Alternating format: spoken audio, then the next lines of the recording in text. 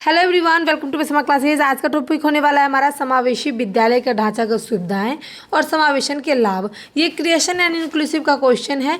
तो देखते हैं समावेशी विद्यालय का अर्थ होता है कि जहां पर सभी प्रकार के बच्चे शारीरिक, मानसिक, सामाजिक, आर्थिक कैसे भी बच्चे हों उन सबको बराबर का शिक्षा प्राप्त करने का अधिकार दिया जाएगा।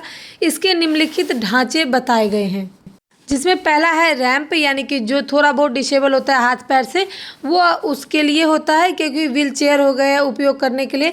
तो वैसे विद्यार्थियों के लिए ये उस स्कूल में सारी सुविधाएं होनी चाहिए। उसके बाद है हैंड रेल, यानी कि जो रेलिंग होती है सीढ़ी पर चढ़ने के लिए, वो होनी चाहिए सीढ़ियों के दोनों तरफ, ताकि कोई भी बच्चा उसको पकड़ के आराम से चढ़ सकता है। उसके बाद है सुगम शौचालय, यानी कि दिव्यांग विद्यार्थियों के लिए आवश्यकता अनुसार जो है वो शौचालय की व्यवस्था होनी चाहिए। लैट्रिन वॉशरूम जो होता है उसकी व्यवस्था अच्छी होनी चाहिए। उसके बाद चारों दरवाजे और गैलरियाएँ, यानी कि जो गैलरी होता है वो खुला होना चाहिए, जिसके माध्यम से व्हील चेयर जो है वो आसानी से जा सकता है और आ सकता है। उससे डिसेबल वाले जितने भी बच्चे होंगे उनको दिक्कत नहीं आएगी।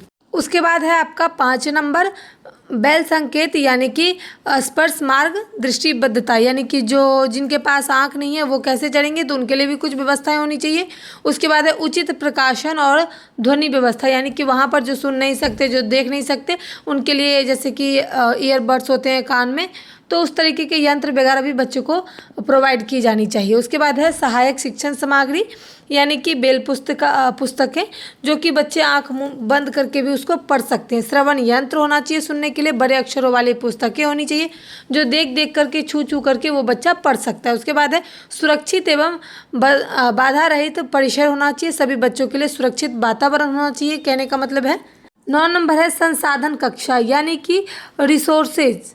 वहाँ पर क्या होता है कि विशेष सहायता और प्रशिक्षण के लिए ये रूम होना चाहिए, जो कुछ ना कुछ रिसोर्स कर सके बच्चा उसमें। उसके बाद है आईसीटी एवं सहायक तकनीकी, जैसे कि कंप्यूटर, मोबाइल, टेक्निकल चीज़ जो भी होती है, computer, screen recorder, audio video के लिए जो होती है बूफे वगैरह, ये सारी चीज़ें उपलब्ध होनी चाहिए, ताकि बच्चा जो है वो आसानी से अपना लैब कर सके, लैब जो रूम होता है वो कर सके। जो कुछ खोज करना चाहता है तो लैपटॉप के माध्यम से रिसर्च कर सकता है। तो इस तरीके की चीज़ जो है वो स्कूल में होनी चाहिए। इसे हम समावेशी विद्यालय का ढांचागत कहते हैं।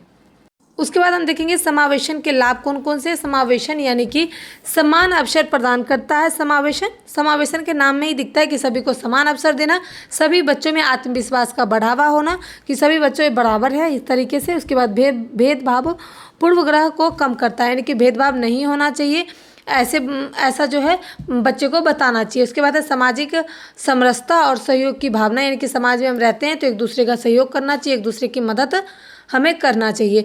तो उसके बाद है 5वां दिव्यांग बच्चों का सर्वांगीण विकास हो, यानी कि जो बच्चे दिव्यांग हैं उनका भी पूरी तरीके से बराबर का अधिकार होता है, उनके हर एक तौर से उनका भी विकास होना चाहिए, शारीरिक, मानसिक, सामाजिक तौर से। 6 नंबर है सामान्य बच्चों में संवेदनाशीलता और सहानुभूति बढ़ती है, यानी कि सामान्य बच्चे जब होते हैं, जब वहाँ पर हर एक तरह के बच्चे होते हैं और सभी को बराबर का अधिकार दिया जाता है, बराबर का मान सम्मान मिलता है, तो उनके अंदर एक अपने आप संवेदनशील महसूस होता है और उनको लगता है कि हाँ, हमारे लिए भी कोई है। उसके बाद है सीखने का वातावरण अधिक समृद्धि और विविधतापूर्ण होनी चाहिए, यानी कि जो सीखने का तरीका है, जो वातावरण है, वो अलग अलग तरीके से हो ताकि बच्चे सब समझ सके। उसके बाद है 8 नंबर लोकतांत्रिक मूल्यों का बढ़ावा मिलता है, यानी कि जो हमारा राज्य है, देश है, सभी को बढ़ावा मिलता है। उसके बाद है सभी विद्यार्थी की शैक्षिक उपलब्धियों में सुधार होता है, यानी कि जितने भी बच्चे हैं सबको बराबर का अधिकार होता है। समाज में समानता और सामाजिक न्याय में प्रोत्साहन मिलता है, यानी कि अगर लगता है कि सभी को बराबर का सुरक्षा दिया जा रहा है, सभी को बराबर का अधिकार दिया जाता है, तो न्याय करने में भी उतना ही प्रोत्साहन मिलता है कि हाँ, हमें भी न्याय मिलेगा सभी वर्ग के लोगों के लिए। तो ये था समावेशी विद्यालय और समावेशन के लाभ। प्रत्येक बच्चे को इसका निष्कर्ष देख लेते हैं। प्रत्येक बच्चे को उसकी क्षमता, उसके अनुसार सिखाया जाता है, आगे बढ़ने का अवसर प्रदान किया जाता है, सभी बच्चे को सभी प्रकार से विकसित भी किया जाता है, शारीरिक, मानसिक, सामाजिक, भावनात्मक तौर तरीके से भी विकसित किया जाता है। ढांचागत में सभी प्रकार की सुविधाएं, लैब, क्लासरूम, वातावरण, और डिसेबल बच्चों के लिए भी सारी सुविधाएं दी जाती है, जिससे कि उनको ऐसा ना लगे कि ये मेरा विद्यालय नहीं है। तो समावेशी विद्यालय बनाने के लिए सभी प्रकार की सुविधाएं वहाँ उपलब्ध होती है और समावेशी शिक्षा को सफल बनाती है। तो ये था एक समानतापूर्ण समाज के निर्माण। उम्मीद करती हूँ मैंने इसी टॉपिक को एक एक कलर के समझाया है। वीडियो पसंद आए तो लाइक करें, शेयर करें, नए तो चैनल को लाइक सब्सक्राइब कर दें और कुछ भी पूछना हो तो कमेंट में आप पूछ सकते हो। बाकी thanks for watching my video.